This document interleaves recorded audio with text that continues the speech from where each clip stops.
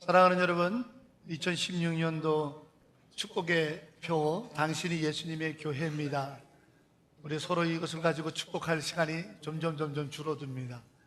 연초에 우리가 결심했던 것처럼 예수님의 교회 되어 가고 있습니까?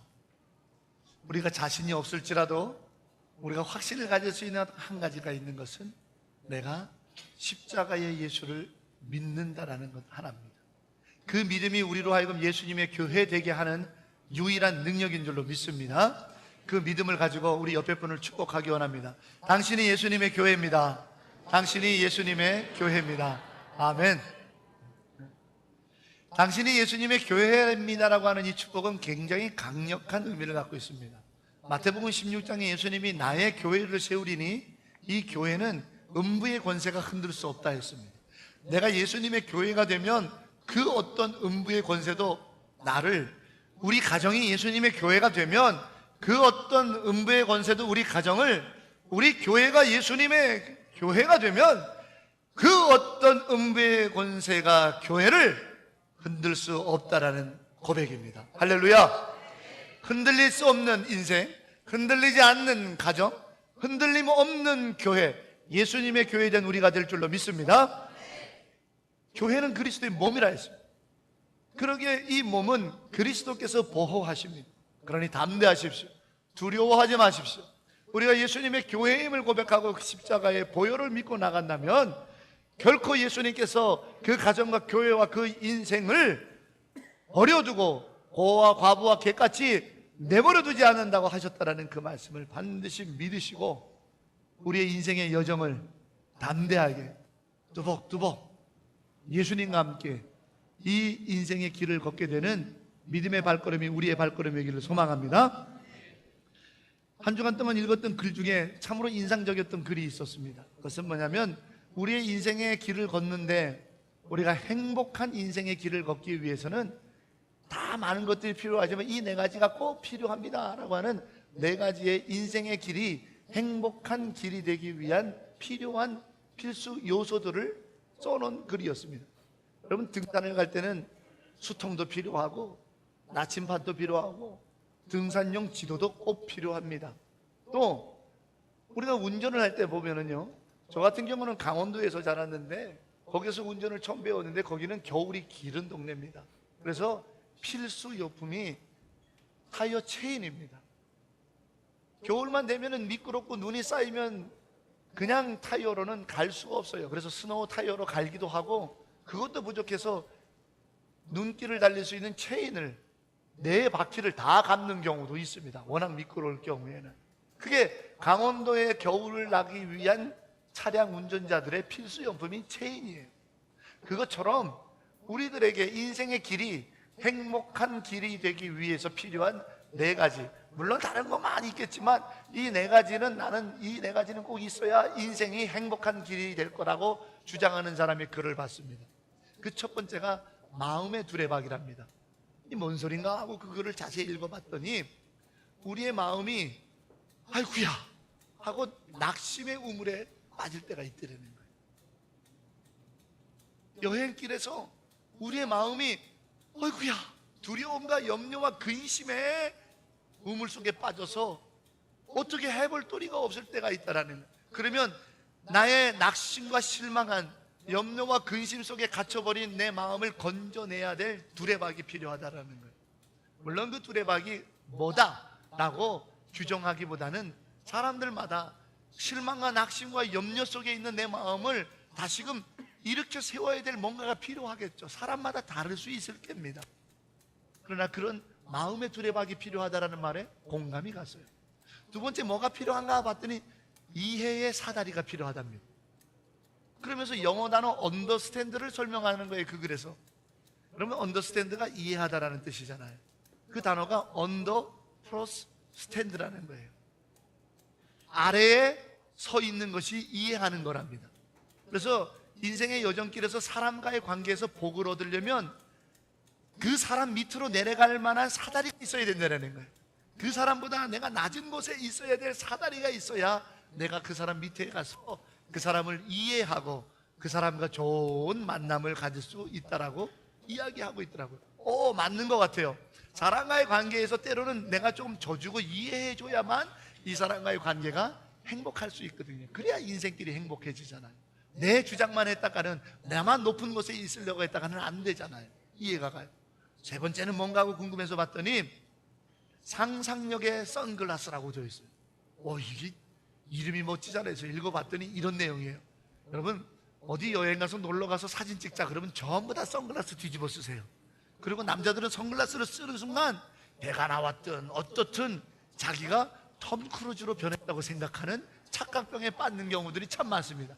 내가 선글라스만 끼면 지나가던 사람들 다 나를 쳐다볼 거라고 생각하는 이 착각병. 근데 그게 인생이 행복하려면 필요하다는 거예요. 실제로 그게 무슨 뜻이냐면, 러시아의 인권운동가였던 솔제니친이 감옥에 오랫동안 갇혀 있었습니다. 그가 감옥에서 풀려났을 때 기자들이 물어봤습니다. 어떻게 당신은 그 감옥에서 오랜 세월 동안 그렇게 당신의 사상과 생각, 이념, 가치관을 변하지 않고 지키면서 살 수 있었습니까? 저는 감옥에서 상상하면서 즐겁게 살았습니다. 나의 무한한 상상력이 답답한 감옥소에서 나를 생명력 있는 사람으로 지켜준 힘이었습니다. 그렇잖아요. 우리가 때로 너무 곤고한 날에는 좀 무한한 상상을 하면서도 내가 위로받고 치유받을 수 있다. 아, 그렇구나. 그래서 우리가 때로는 선글라스 끼고 갈 데 없이 따가이따이 스타벅스에 앉아 있을지라도 여기가 지중해 한복판이다 이렇게 상상하면서 커피 한 잔 마시면서 위로를 받고 내려오잖아요. 여전도에 야유회 간다면 전부 다 따가이따이예요. 지난 금요일날 풍요로운 네 성경 공부반이랑 이제 다 끝날 때 돼서 야유회 한번 갑시다. 어디 갈까요? 아침 새벽 6시 반에 출발해요. 목사님. 어디요? 따가이따이요. 아니, 따가이따이를 왜 새벽 6시 반에 출발하냐 이 말이에요.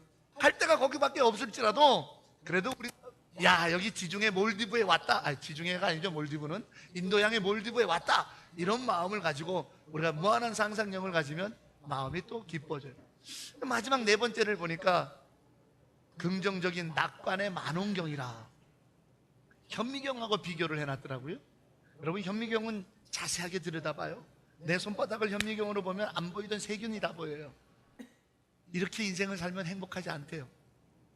마이클 잭슨이 고인이 됐습니다만 그가 염려 불안병에 걸렸죠. 어떤 세균에. 그래서 그가 마스크를 맨날 쓰고 다녀요.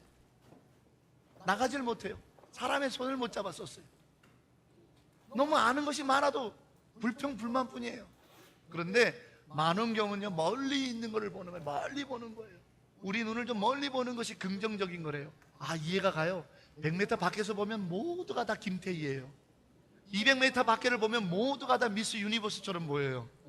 그렇게 우리가 좀 장점을 보는 것, 긍정적으로 보는 것이 인생의 행복한 길의 비결이다. 세상 사람이 쓴 글이거든요. 목사나 선교사나 신학자가 쓴 글은 아니었어요. 세상 사람들도 이 글을 읽고 제 마음속에 뭐냐면, 인생의 행복의 비결이 내가 얼마나 많이 가졌느냐, 내가 얼마나 많은 명성을 쌓았느냐가 아니더라는 거예요. 세상 사람들조차도 인생이 행복하려면 내 마음, 눈에 보이지 않는 것들이 지켜지고 보호되고 내 안에 있어야만 행복할 것 같다라고 쓴 글이라는 거죠. 왜? 누구나 다 인생은 목마른 영혼을 갖고 있기 때문에, 날마다 새로운 인생길에서 두려운 일들을 당하고 염려하기 때문에, 우리의 인생이 하루하루 갈수록 우리의 육신은 후퇴하지 나날이 더 강성해져 가는 게 아니기 때문에, 우리의 삶이 해가 될수록 우리의 젊음은 사라지고 우리의 기억력은 쇠퇴하기 때문에, 우리는 가진 것이 내게 행복을 주는 게 아니라 내 영혼의 목마름이 채워질 때 행복을 느낀다고 생각하는 거거든요. 비록 어떠한 레스토랑에서도 구할 수 없는 값비싼 음식들이 내 매일매일의 식탁에 산의 진미같이 가득 쌓여져 있는 식탁이 아닐지라도, 사랑하는 사람들끼리 머리를 맞대고 김치찌개 하나 놓고 먹더라도 서로를 위로하고 서로를 복대고 서로를 이해하고 서로를 축복한다면 그게 더 값진 식탁이 아니겠습니까? 그게 더 복된 식탁이 아니겠습니까? 같은 가족 안에서도 서로 싸우고 너랑 같이 밥 안 먹어 하면서 밥 따로 먹는, 근데 그 집은 너무너무 부유하고 그 집에는 인간적으로 바라볼 때 갖추지 않은 것이 없을 정도로 실력도 좋고 행복한 거예요. 비록 곤고한 날들이 계속돼도 아내가 남편을 기억해주고 기도하고, 남편이 아내를 위로하고, 자식이 부모를 존경하고, 부모가 자식을 이해하고, 눈물이 있을지라도 안아줄 수 있는 가슴이 있고, 그것이 인생의 행복한 길 아니겠습니까? 저는 이 글을 읽으면서 인간은 누구나 다 목마르구나, 그 목마름을 마셔야만 행복하다고 생각하는구나. 근데 우리가 그 목마름을 어디서 채우려고, 무엇에서 그 목마름과 배고픔의 영혼을 만족해 하려고 헤매고 있던가. 목마른 나의 영혼 주를 부르니 나의 맘 만져 주소서. 주님만을 원합니다. 더 원합니다. 나의 맘 만져 주소서. 사랑하는 여러분, 한 주간 동안 여러분의 목마른 영혼을 어디서 죽이고자, 그래서 여러분의 인생의 발걸음이 행복해지기를 원해서 어디서 헤매셨습니까? 예수였습니까? 복음이었습니까? 십자가였습니까? 그 보혈이었나요? 혹시 다른 것은 아니었나? 우리 모두 다 영혼의 목마름이 있지 않습니까? 세상에서 줄 수 없는 영혼의 목마름, 채워줄 수 없는 그 영혼의 목마름. 여러분, 저는 정말 오늘 설교 제목처럼 여러분들이 복의 길을 걷는 자가 되기를 소망합니다. 그러려면 예수로부터 그 영혼의 목마름을 마시우게 되지 않는다면 불가능할 겁니다. 요한복음 4장에 있는 사마리아 수가성 여인을 기억하시나요? 세상적인 방법을 다 동원했습니다. 세상적인 인간적인 방법을 다 동원했습니다. 그러나 그녀는 영혼의 목마름을 채울 수 없었습니다. 그녀의 영혼의 목마름은, 두려움은, 염려는, 근심은 예수 그분을 만났을 때 그의 인생의 길은 복의 길로 비로소 바뀌었습니다. 한번 믿어보세요. 한번 예수께 의지해보세요. 이 시간 영혼의 목마름이 여러분 안에 주님으로부터 마시우게 되는 채워짐의 기쁨이 있기를 주의 이름으로 축복합니다. 주께 가까이, 주께 가까이 날 이끄소서. 간절히 주님만을 원합니다. 채워주소서. 주의 사랑을 진정한 찬양 드릴 수 있도록. 여러분, 예배의 목적은 내 영혼의 목마름을 마시우고자 하는 데 있지, 어떤 성경적 지식을 배우는 데 있지 않습니다. 여러분, 우리 예배의 이유는 영혼의 목마름을 예수로부터 위로받고 채워져서 내 삶을 다시 한번 복의 길을 걷게 하는 데 있지, 이 예배의 순서를 지키는 데 있지 않습니다. 오늘 예수의 거룩한 영을 여러분들이 느낄 수 있기를 소망합니다. 예수의 거룩한 위로를 여러분들의 마음속에 담아가시기를 축복합니다.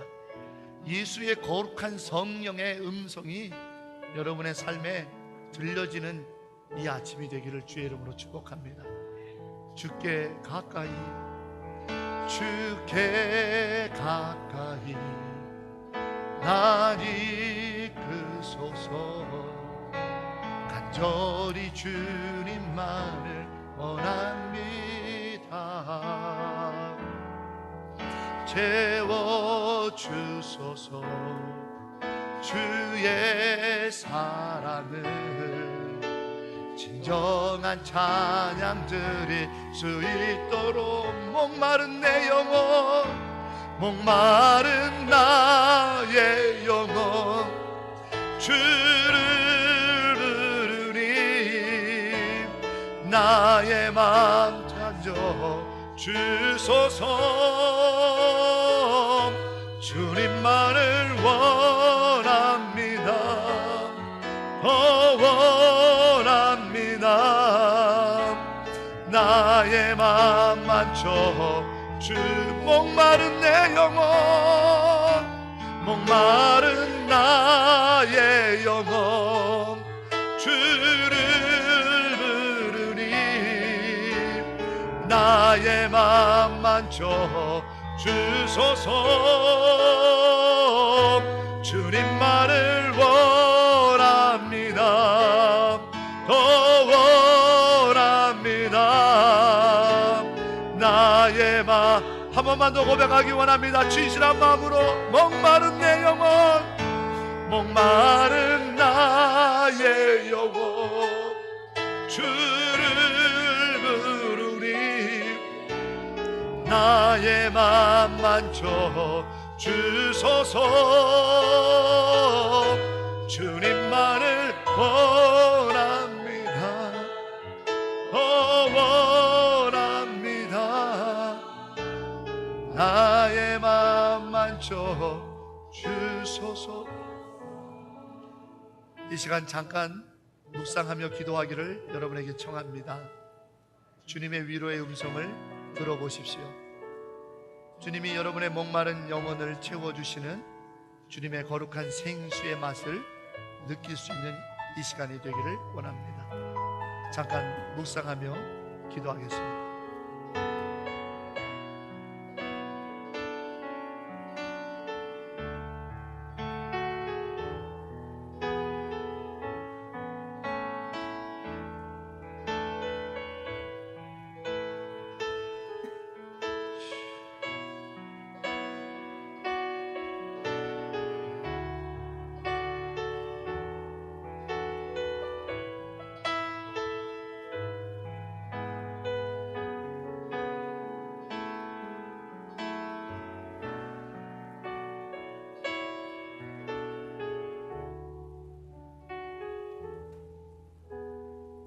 예수님, 이 예배의 자리에 참여한 주님의 거룩한 자녀들에게 당신의 거룩한 은혜와 위로와 산 소망과 삶의 기쁨과 하나님의 성령의 충만한 은혜를 허락하여 주시옵소서. 우리의 삶이 복의 길을 걷는 자 되기 원합니다. 주님, 함께해 주옵소서. 예수님의 이름으로 기도합니다. 아멘. 함신익이라고 하는 어린 소년이 있었습니다. 이 소년은 음악가가 되는 꿈이 그에게 있었어요. 그러나 그것이 실현 불가능할 정도로 가난한 목사의 아들이라고 하는 자기의 환경 때문에 쉽지 않았습니다. 그러나 그는 어려서부터 늘 기도하면서 되뇌었던 한마디가 있습니다. 예수님, 세계적으로 유명한 지휘자가 돼서 영광 올리고 싶어요. 예수님 도와주세요. 그는 지금 KBS 교향악단 초빙 지휘자 역할을 감당했었고 지금은 예일대학교 교수로 있습니다. 그의 음악적 활동과 그의 섬김의 봉사를 통해 많은 사람들이 위로를 얻고 축복을 하나님께로부터 구하였습니다. 사람들은 그를 함토벤이라고 부릅니다. 그리고 그 함토벤 선생님의 인생 성공 역전 드라마를 꿈꿉니다. 좋아합니다. 글이 되고 싶어 합니다. 그러나 그 함토벤 선생은 말합니다. 내 인생이 즐겁고 기쁘고 복되고 감사하고 영광인 것은 내가 지금 음악가가 됐고 명성가가 됐고 많은 사람들에게 칭송을 받는 자리에 있기 때문이 아니라 내가 걸어온 인생의 길에 예수님이 함께 하셨기 때문에 내 인생의 길은 복된 길이었습니다. 우리는 다 그가 가지고 있는 세상에서 이룬 것만 봅니다. 그러나 그는 나를 여기까지 동행하신 예수님을 봅니다. 우리가 복된 길을 걷는 데 있어서 우리의 복된 길이 무엇입니까? 우리는 예수님 때문이라고 하고 하나님의 영광이라고 말은 거창하게 하면서 내 생각과 내 방식과 내 때에 내가 원하는 그림을 이루는 것이 복의 길이라고 혹시 생각하고 있지는 않습니까? 진정한 복의 길이 무엇입니까? 우리가 걸어야 될 복된 길은 어떤 길입니까? 오늘 저는 여러분에게 예수님께서 말씀하셨던 마태복음 5장 13절에 소금 이야기를 통해 복의 길을 걷는 성도의 발걸음이 어떠해야 될지를 함께 은혜로 나누고자 합니다. 2000년 전에 소금은 값비싼 것이었습니다. 중요한 것이었죠. 그 소금은 음식에 간을 하기도 하고 그 소금은 어떠한 것을 썩지 않도록 하게 하는 짠맛을 내는 역할을 합니다. 그런데 오늘 성경에 예수님은 소금이 짠맛을 잃으면 그럽니다. 우리 성경은 소금을 짠맛이 잃었다고 얘기하지만 소금은 절대로 짠맛을 잃을 수가 없습니다. 그 얘기는 뭐냐면 소금이 가치가 없어졌다라는 거예요. 소금으로서의 가치가 없어졌다라는 얘기예요. 소금으로서 가치가 없어졌다는 얘기가 뭐냐면 이것을 2000년 전의 팔레스타인 상태에서 문화적, 사회적 환경을 통해서 이해해보면 됩니다. 소금이 썩었다라는 얘기입니다. 이해가 안 되시죠? 소금은 썩지 말라고 뿌리는 건데 어떻게 소금이 썩냐 이 말이에요. 소금이 썩었다라는 것은 짠맛을 잃은 거예요. 가치가 없다는 거예요. 맛을 잃었다는 거예요. 역할을 잃었다라는 거예요. 그러면 썩은 소금은 길거리에 버려져서 발에 밟힌다. 이것이 오늘 성경의 주님의 말씀이에요. 소금이 왜 썩었을까? 왜 썩은 소금이 됐나? 2000년 전에 이 소금을 정제하는 기술이 발달되지도 않았을 뿐만 아니라 그리고 대충 말려서 소금을 빨리빨리 팔려고 하는 인간의 욕심에 의해서 불순물들이 소금에 끼어 있고 묻어 있습니다. 소금이 썩는 게 아니고 그 소금 사이에 있는 불순물과 이물질과 소금에 묻어 있는 그런 이물질들이 썩는 거예요.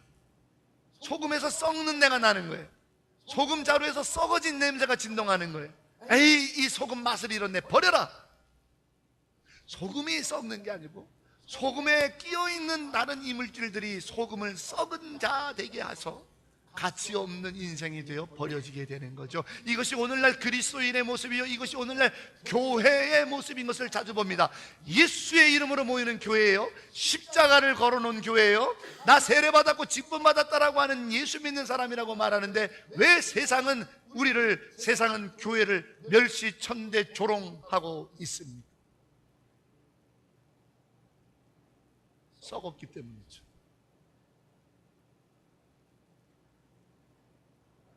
그러면 우리가 썩었다라는 것을 무엇으로 말할 수 있을까? 우리에게 낀 이물질이 뭘까?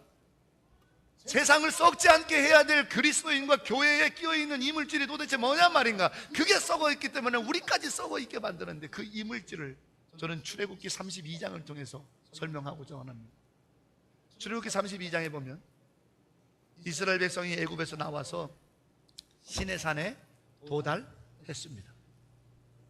시내산에서 도달하고 여기까지 우리를 인도하였던 모세는 시내산에 올라가 하나님을 만나러 갔습니다. 하루 이틀이면 오겠지, 안 오네요.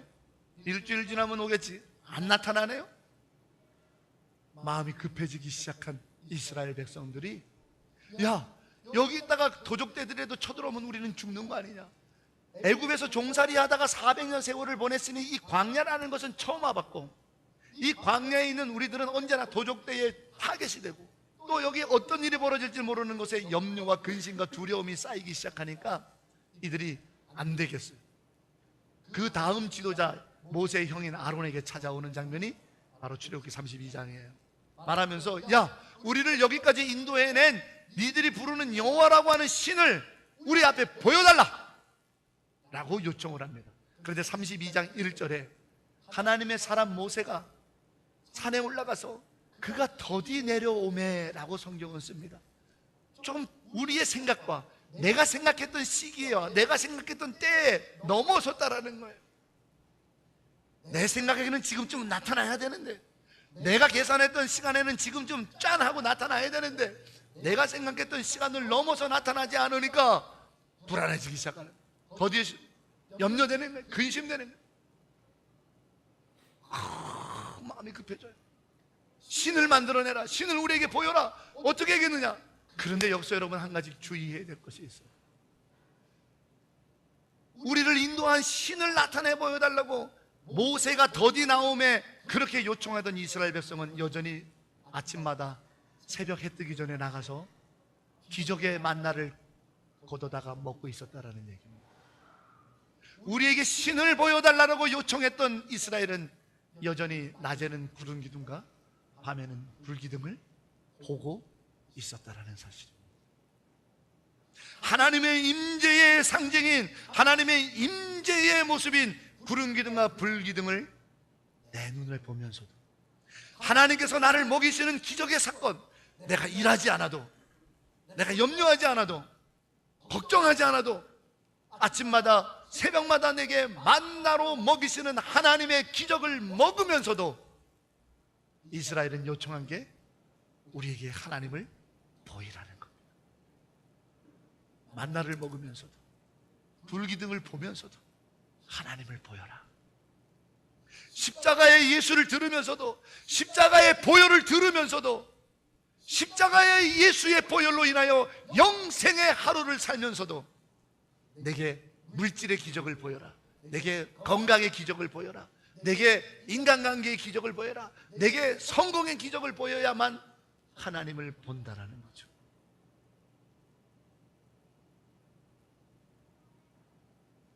내가 원하는 것을 나타내야만 하나님을 본다라는 거예요.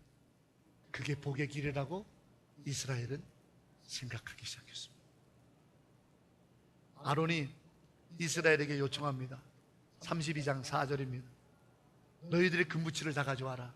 그리고 아론이 그것을 불에 녹여 조각 칼로 새겨서 금송아지를 만들어 이스라엘 앞에 내어놓아 말하되, 이것이 우리를 여기까지 인도한 여호와니 이 금송아지 여호와께 경배하자.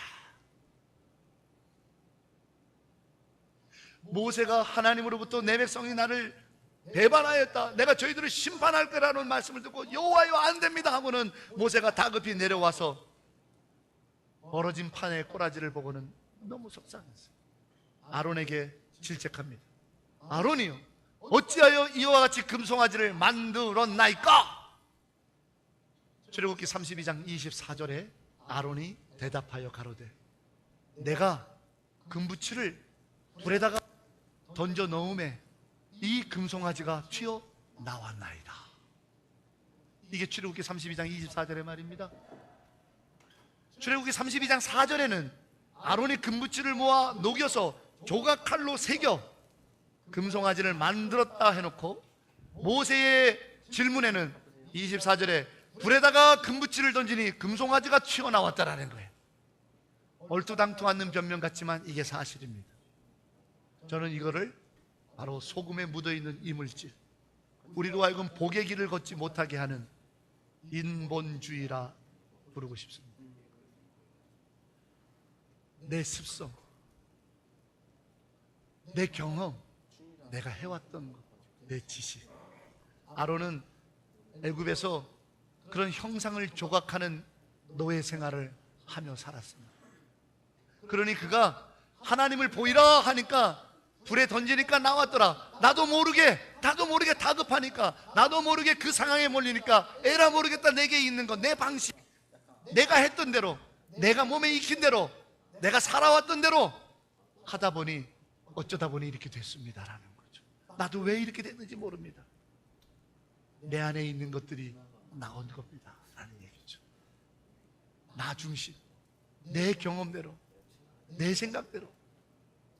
이것이 인본주의 아니겠습니까? 오늘날 교회가 왜 썩어갑니까? 말씀은 사라지고. 오늘날 교회가 왜 썩어집니까? 오늘날 기독교인들이, 오늘날 그리스도인들이 왜 소금의 맛을 잃어서 버려져서 조롱당하고 멸시당하고 발에 밟히는 신세가 됐습니까?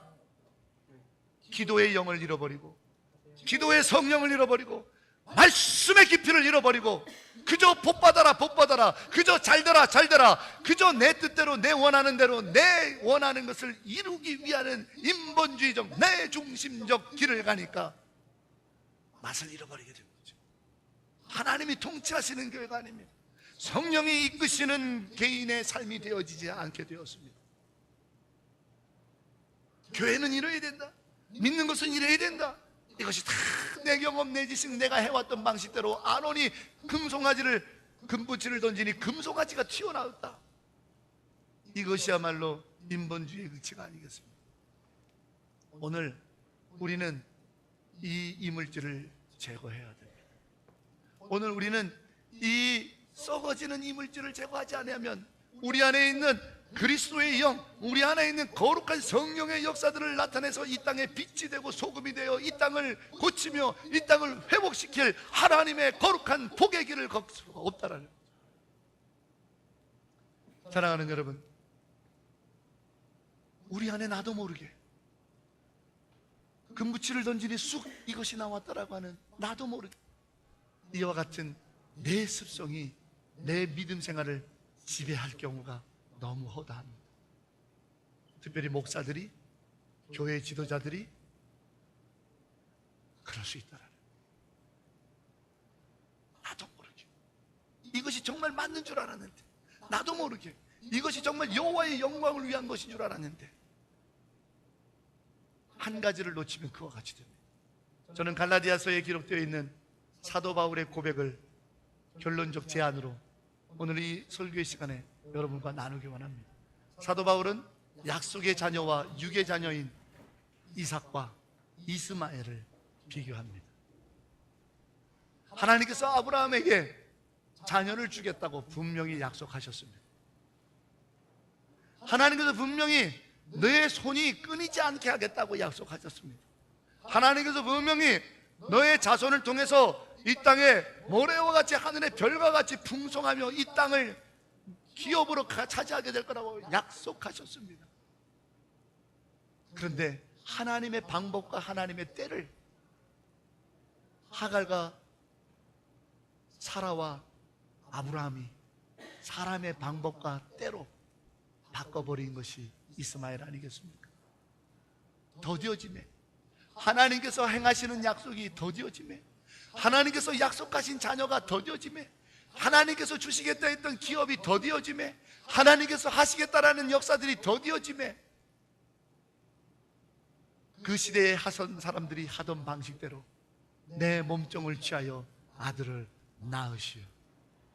그 시대의 사람들이 하던 방식대로 내 몸종을 취하여 자식을 이어가시오.